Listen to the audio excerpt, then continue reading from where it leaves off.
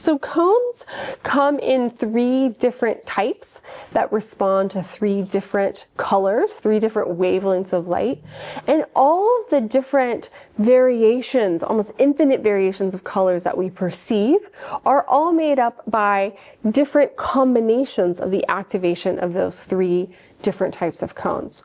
The other thing that we know about color vision is that our brain's perception of color works in what are called opponent processes. So if we really are perceiving one color for a long period of time, then it can kind of fatigue it, and it will make the opposite color perception be, in a sense, manufactured by our brain. So we have a demonstration of that, don't we, Sam? Yeah, and I think there's this great example if you're holding a weight, right? So if you're holding a heavy, imagine you're holding a heavy weight in your hand here, and if you hold it for a long time and then you remove that weight, it feels like your arm is almost floating up, because the opposite of you're exhausting one half of it, and so the opponent of that muscle is essentially coming back. And so that's essentially how we have this phenomenon of after images. So what we'd like to do is we're putting up an image on the screen now,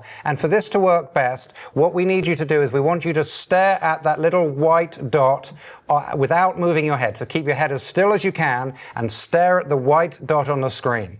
And so what we're trying to do here is we're trying to demonstrate the opponent processes. So for example, you're looking at a green spot right now, and the idea is that the opposite of that opponent process, which is red, will now will appear as an after image. So keep looking at that white spot for as intensely as you can. And what I'm going to do is I'm going to count down from 5, and when I get to 1, I want you to shift your vision to the black spot to the right. So I'm going to say 5, 4, 3, 2, 1. Now look at the black spot. I'm trying to see if it's working for our studio audience. All right. The mouths agape, and hopefully it is working for you at home too. And what you will be seeing now, right, is you are seeing your brain is essentially manufacturing, it's seeing the opposite of those colors in terms of an after image. All right, you think that was impressive? Wait for this.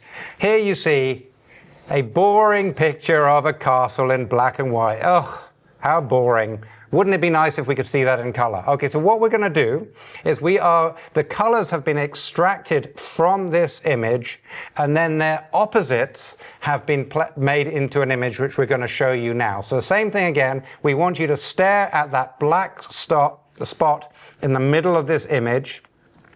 Keep your head still and keep staring at that black spot for as long as you can.